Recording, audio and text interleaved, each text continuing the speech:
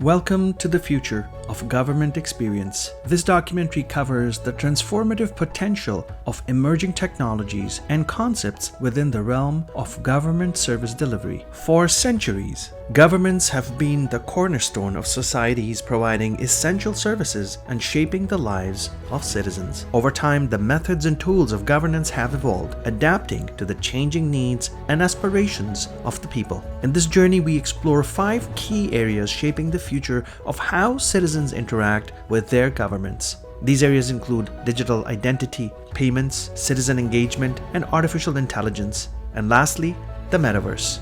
Interviews that are featured in this documentary were held at the Government Service Forum 2023, organized by the Emirates Government Service Excellence program during the World Government Summit 2023 in Dubai. My name is Ian Khan, and I'm thrilled to guide you through this exploration.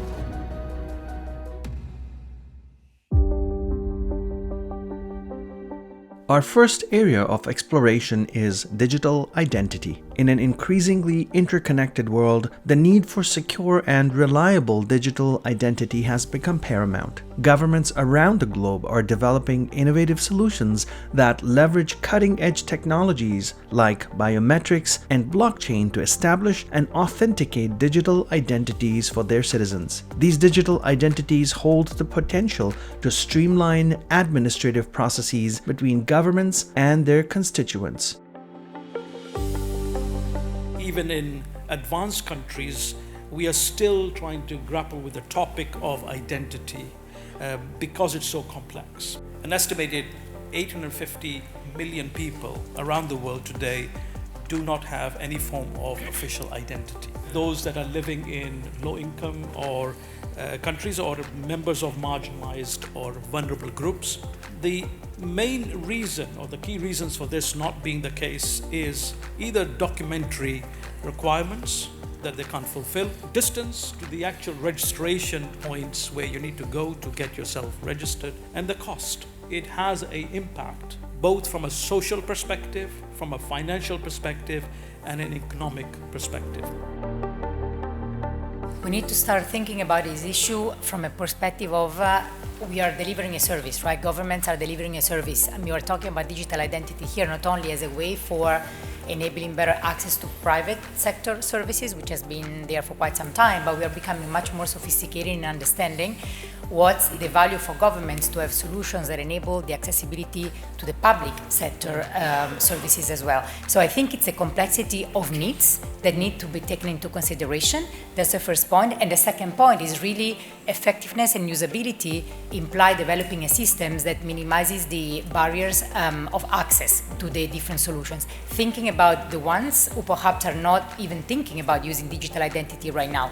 So not only thinking about those who do want to use it to better access private or public services.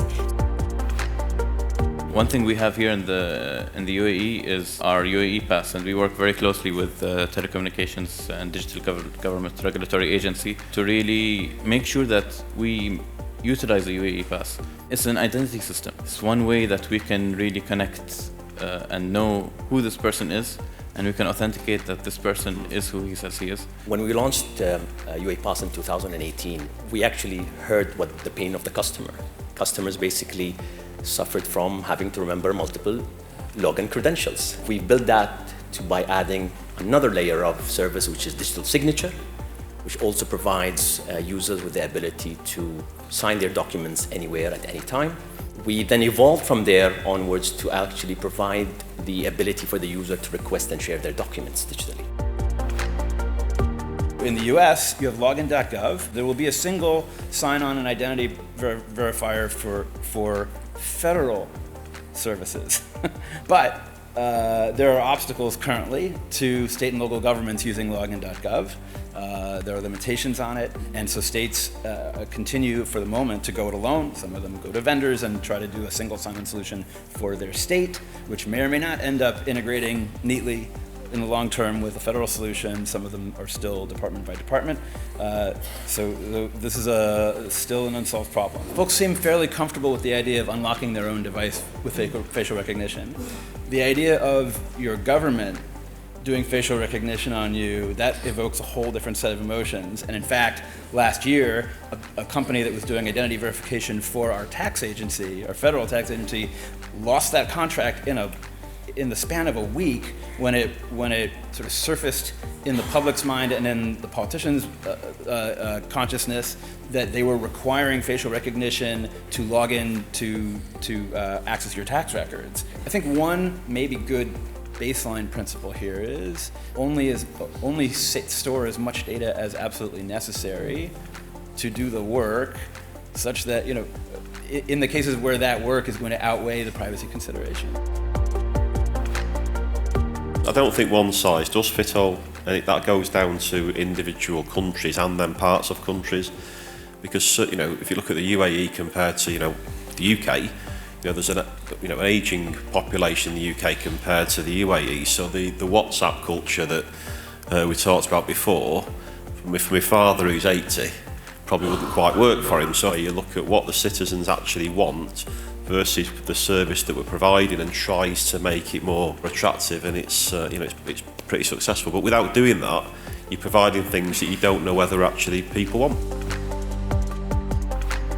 I'm thinking about the COVID-19 pandemic, and in Europe, the pass that we had was something that was enabling me not only to travel, but to easily demonstrate that I was complying with certain rules and regulations that were required by the two countries where I was going from and going to. So this to say that I really think that, first of all, thinking about any solution that enables to identify ourselves, passport or something that actually enables to show who I am in my own country or in another country, needs to be rethought as managing a service which is enabling myself to identify who I am. We really need to think about a user, a person, as somebody who travels across borders. So we need to think about the cross-border portability of solutions, which means country A and country B recognizing the reciprocity of their systems, which implies having the underlying elements that enables trust.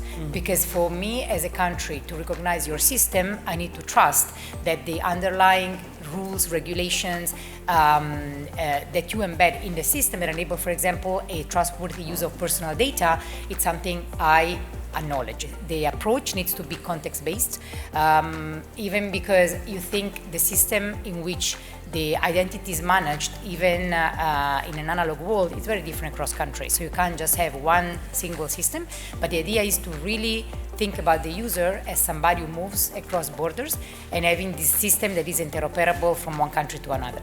Digital identity promises to usher us in a new era of efficiency and convenience. However, it also raises important questions about privacy, data security, and inclusivity.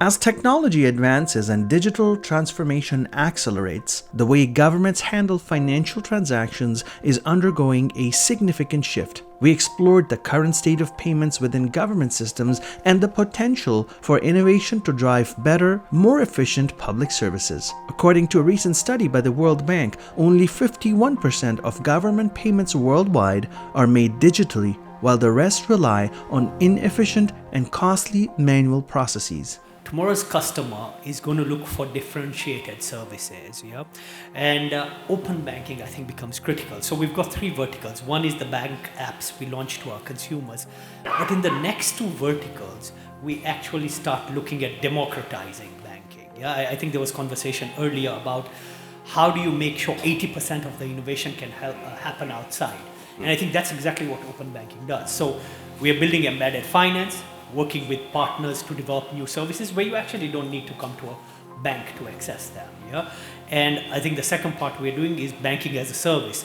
Here is bringing the robustness, the governance, the capabilities of the bank and opening up the services to fintechs and startups so that they can create the use cases for the customer rather than banks trying to create every use case for the customer. In India, the government is able to pay out benefits, and the pandemic was a big example of how that really played out and benefited a very large population through this model. So using the Aadhaar linked to the bank account, benefits are disbursed and citizens and users are able to go To the closest point, it's called the Bank Mitra, which means the bank friend. It's sort of an extension arm of the bank branching. And they are able to use their biometric, their thumbprint, which links back to the Aadhaar authentication to withdraw the cash that they need or to send money to somebody else. So I think bringing these two together has been extremely useful. It's not just about government receiving taxes and getting payments for utilities and so on and so forth, but the vice versa is very important to connect up together. There are 1,000+ banks in India, nearly 40 commercial banks, licensed banks, and a long tail of small cooperative rural banks and so on, and a large number of fintech players. So the interoperability is key to ensure that a user can create a transaction with anybody. It really provides a level playing field, creates access and reach to all parts of the country in a large country like ours. But I would say it also provides access and reach to different parts of society, across age, across gender, so on and so forth. Now, as we speak, we in the central bank is looking at what we call the future-proof regulations, in which we're going to collaborate with the private sector to come up with the new regulations that is enable them to innovate. But that's one side of the area. Then the other side is around the infrastructure. And the infrastructure, we'll look at it both ways. Some are within the country's infrastructure. It is very important to our regulator to ensure that every resident in the UAE has a full access to all the financial services as much as they are entitled to have. So it is a regulator responsibility to ensure a common playground, but also to provide the abilities and the infrastructure for the private sector to innovate and take it to the next level. Sharing customer data, this is enabled through the open finance and what have you. Sharing customer documents, and we're trying to enable that through an eKYC authentication platform on top of the UAE Pass we currently have. Exchange of this information, confidential and what have you, can be transmitted to the private sector, automatically through an open finance platform, through an API. So they can take all of this information and start to innovate and provide a new customer experience, new services to the customers and what have you.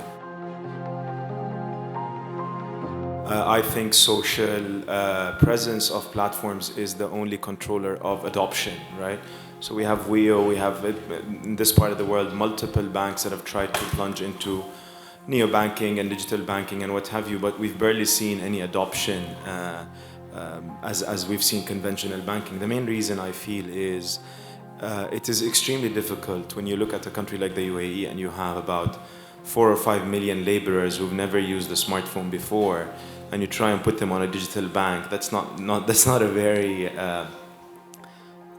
realistic approach to how things are going to work. So this is where we believe social platforms come in and give everybody an equal footing on digital literacy. It doesn't matter how fancy the technology you build is if nobody's going to use it, right? You look at things like UPI in India, integrated to phone numbers. You're looking at massive uptake, and by massive uptake, critical mass is usually something beyond 40% of a population.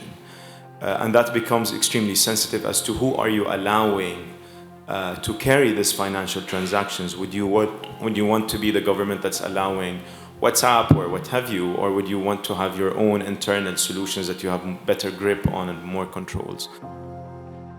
One of the failure modes we've seen, as payments is a very kind of technical concept at heart, we jump right into a very technical discussions, and I think sometimes you lose sight of like what is the goal, what is it that you're actually trying to achieve. And then I think maybe not on the other end, but we're seeing countries like India with UPI really feeling like they need to step in and start almost building the stack themselves. And I think that's a very interesting one where we've seen it more in emerging markets, but I think the discussion is really coming to countries like the US, like the UK, in Europe as well. We've been engaging with the European Central Bank, who's thinking about this concept of a digital euro. And it's fascinating when, as a regulator, you can think from first principles about kind of what that new payments architecture should look like. To the point you've made of most of the systems that were built upon are 50, 60 years old, and that's kind of what Stripe does, is try and take these older systems and sort of turn them into an API so our merchants don't have to deal with them. But I think we're seeing a lot of governments and regulators,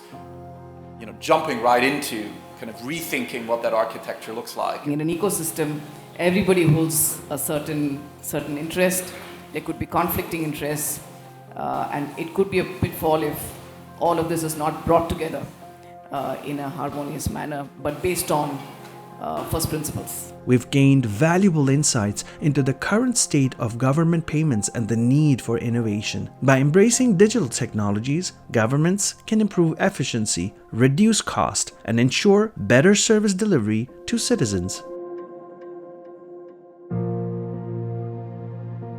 As the relationship between governments and citizens continues to evolve, the need for active participation and collaboration becomes increasingly important. Join me as we explore the current state of citizen engagement and how technology can empower individuals to shape policies, improve service delivery, and create a more inclusive government experience. According to a recent survey, only 43% of citizens worldwide feel that their voices are heard by their governments, highlighting the need for more inclusive and participatory processes. Governments are battling a series of cascading gaps in how to adjust to being digital governments. There's the experience gap that end users have, the expectations gap between what they expect out of the modern digital world and what they get frequently from governments. That rolls back in part to technology gaps. Governments struggle with modernizing legacy systems and adapting new technologies. Part of the reason for that is a capacity and capabilities gap. Governments have a hard time recruiting, retaining, and training up the amount of expertise that's needed for modern software and product development and maintenance and improvement. And all of that rolls back to structural and incentive gaps. Governments are frequently set up to be hierarchical. They're very siloed in many cases, and product development and software is fundamentally a cross-functional exercise in the modern world. And so helping governments figure out how to give themselves permission and then how to actually start to work in different newer ways is the work of these digital service teams that I've been a part of. When I got married, I went down to the marriage office and I had to get this document, this legal document, and you needed ID and it had to be a passport, couldn't be a driver's license. I had read this long, confusing document online and realized that's what I needed, driven 3 hours back to my house to get it, came back. The couple in front of me in line had not done that, and they only had their driver's licenses, which means they could not get their marriage license today. And there is no tension like watching a couple you don't know realize that in front of you in line at the marriage office and realize their whole plans are ruined. And that all happened because it wasn't clearly communicated on the website. This is what you need. The people at the office were not very sympathetic because they see this every day. Why didn't you simply read the website? It's all there on the site. And that's a failure in communication. It's a failure in storytelling. If there had been, I mean, I'm biased, I'll do a comic example. Here's a 2-page comic, what you need to bring, little pictures, make sure you have this, and this. Driver's license will not be enough. That's all it takes to get those high-level concepts across.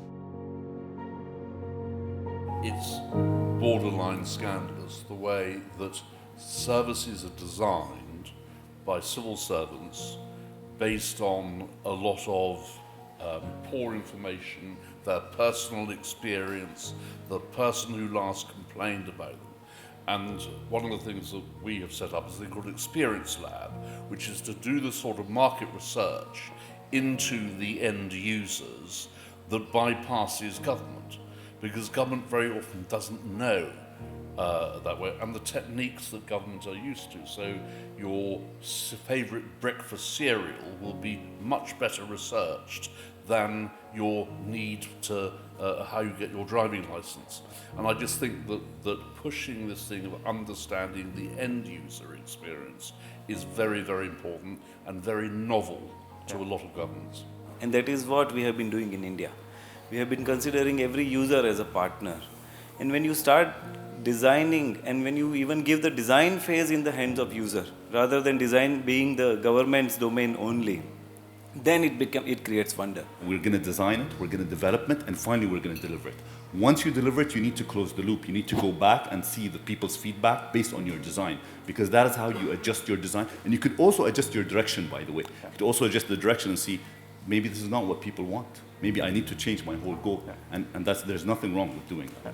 We always, as government, start thinking from regulation lens, that how do we regulate them? But that is not the most important lens. The most important lens when we talk about the civil servants or the people behind them is that are they able to appreciate the solutions rather than the problems that the solutions will create. One of the most exciting things to me compared to 20 years ago when I started in this field is that there's a lot more flow between large companies, governments, entrepreneurs, investors than there was 10 or 20 years ago. And the flow isn't just, I'm going to invest a little bit of money and hope it works. It's how can we work together to be more powerful, more successful in taking not only the ideas and the new, which the entrepreneurs tend to be great at, but then also once we've got something, we've got some proof points, let's scale it up. And nobody is better at scaling quickly than large enterprises. They have to be bought in. They have to get over their own internal inertia. But if they do, in partnership with entrepreneurs or governments that are being supportive, like here in the UAE, then scale can happen a lot faster. What I want to see more in terms of development is that when we create a startup, when we come up with proprietary technologies, that we think of the government as a user as well. Right now, we're just thinking about how to multiply our valuations, how to basically grow in terms of revenues, but we're not fundamentally trying to solve complex things, and governments are oftentimes the gatekeeper here. A great statistic here actually is that each public dollar that the government puts into R&D directly results, depending on the country of course, results directly in more private investments coming. So if the government sets an initiative and we say we're investing $1 into R&D, let's say like build out a new ecosystem for entrepreneurs that are able to work together with governments to solve certain complex problems within the government, or we're talking on a nationwide or even globally, that subsequently means that more private dollars will be coming. So it's literally economic fuel. User can control, and user can access any service providers without any limitation. That means there should be no middleman between the users and the service provider, which is going to be a trusted entity. We're trying to build something new, and we want to believe that we know exactly what we are doing, but the reality is that we don't. So we try. We try one thing and it doesn't work. We try another thing and it doesn't work. We keep on trying different things until we find one thing that does work. Now, if you realize that this is a journey of failures, then there are two major limitations here. Number one, if you're afraid to fail, then in reality you already failed because you're not going to try. Now, government actually have, in general, very high fear of failure. So they're trying to build something that is perfect. We don't need perfect. We as the people, we don't need perfect. We need something that is good enough. Good enough wins over perfect time after time. I think the pandemic really blurred the lines between what is the role of government and what is not the role of government.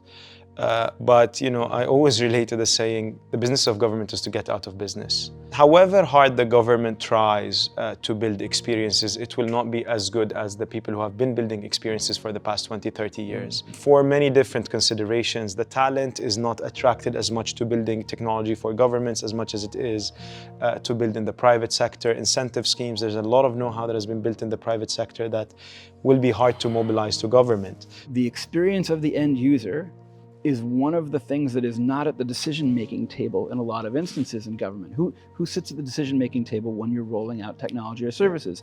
Policy, law, communications, politics, security. But what isn't there is someone who speaks for the users. And so in organizations that have inserted user research and design expertise, customer experience expertise, and given them a role and a seat and an authority, we see rapid improvements. By designing citizen-centric experiences and adopting to collaborative practices, governments have the potential to bridge the gap between citizens and their representatives, fostering a culture of engagement and co-creation.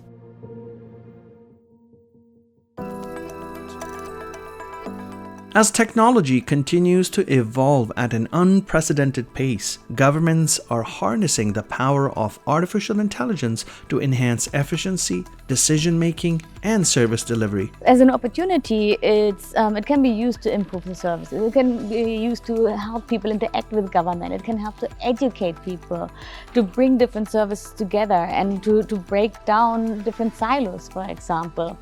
It makes it easier often to interact. But then you have to also be aware that the government's mandate is to look after everybody, not just about the heavy data users and the heavy adapter and early adapter and educated people. It also has a big of what we would call the silent generation. People who are not engaging in data science and AI and are not technology savvy people, or my parents or older generations. So the government really has to be aware that they leave no one behind. We are using it for rivers pollution, for deforestation issues. So we are, using AI by analyzing a lot of pictures, satellite images, geotagged pictures, sensors, and so on. Farmers were burning the fields after the harvest to remove the crops residues, and that was that caused a huge pollution. So if you have, like, for example, in one day 500 farmers that burning 500 fields, and you get immediately the highest air pollution in the middle of August, which doesn't make sense. And also we had a case where the fires were very close to the roads, so there was victims on the roads as well. We know that agriculture is the most subsidized sector in anyone's government, and basically if we consider the EU budget, it's the biggest portion of the budget out of 400 billion euros for 7 years go to agriculture, as opposed to, let's say, 80 billion for science. 10% of that budget is misused. This is a huge problem everywhere in the world. Africa is a growing continent. 25% of the population is under 25 years old. That means that they have a big demand for better infrastructure, for more modern digital transformation. And I think coming from the Middle East and from Europe and the US, we can actually be able to work together. There's an amount of development that is happening. I think there's something interesting there for sure. Around smart cities, around smart infrastructure, I believe very much that we still have a long ways to go to create the access, to information, the access to the infrastructure. We need more 5G, 6G, and more Gs possible.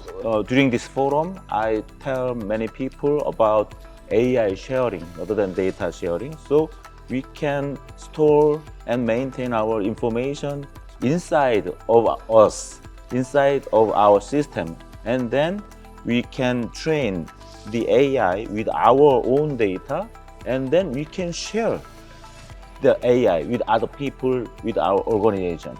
Then the government can promote a new kind of collaboration between local governments, between central agencies, and between public institutions and private business.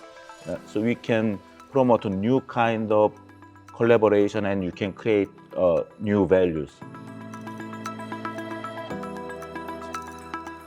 So on the one hand, I would argue most governments around the world, they're still actually dealing with some of the very basic issues, right? Of, how do we get the forms in a good shape? How do we get good data systems in place, right? And it's tough to actually have real innovation if you don't get some of the basics right. So I think governments are still working on that. We've heard this morning during some of the government service forum discussions around things like online payments and identity in a digital world, and those are kind of those foundational building blocks. On the flip side, we have these hugely disruptive technologies coming into society very quickly, things like artificial intelligence, things like the metaverse, that are quickly going from science fiction to being part of people's daily lives. And I think sometimes there can be this temptation in government to either go to one extreme, right? To either, just look at the new tech that's coming down the pipe, or to only say we're just going to deal with the basics. And I think that's actually the real challenge governments are going to have to get into, is to be able to almost have that two-track ability to say we have to focus on the fundamentals, because if we don't get the fundamentals right, it's tough to take advantage of new technology. But we're going to have to also keep our eye on what's coming down, particularly given the increasing speed of those cycles and that change. The core role of a government is to align that from the company level all the way to the citizen level, that we have the same goal.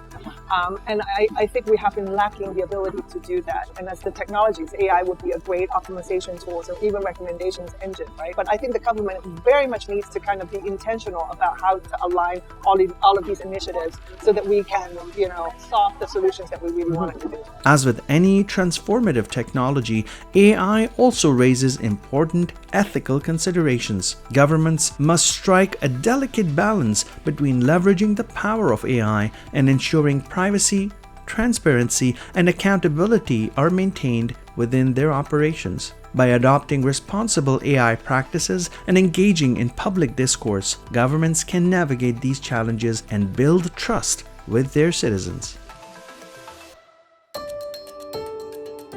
As technology evolves, virtual and augmented reality are converging, creating immersive digital experiences that have the potential to revolutionize the way governments engage with citizens. The metaverse represents a virtual space where individuals can interact with each other and digital identities in a three-dimensional immersive environment. With advancements in virtual reality, augmented reality, and artificial intelligence, governments are now exploring the metaverse as a new frontier for delivering services, engaging with citizens, and creating dynamic experiences. A friend of mine who's not from the UAE, he was asking me, well, you guys, don't you think that metaverse is a hype?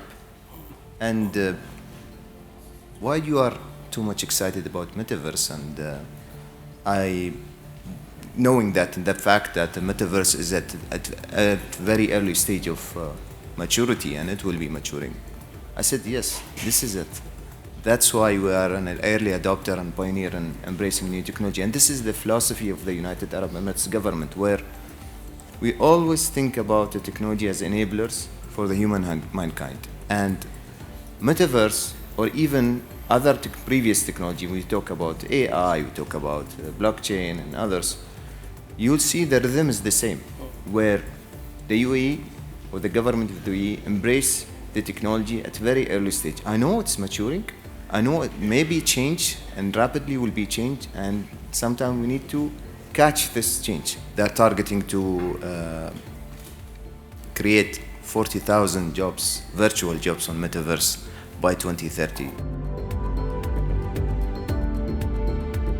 So the concept of metaverse is actually not really new. What we are now seeing is real world applications wanting to connect to the virtual world applications. So when we heard of the metaverse, we always thought of bored apes and NFTs and monkeys and these kind of things, and we used to wonder why somebody is buying this monkey for $2 million. But the reality is that was just the proof point of the power of this technology. So just think about it. What we are trying to do is take the concept of a digital twin, your avatar, but connect that avatar to your healthcare data and your health behavior data.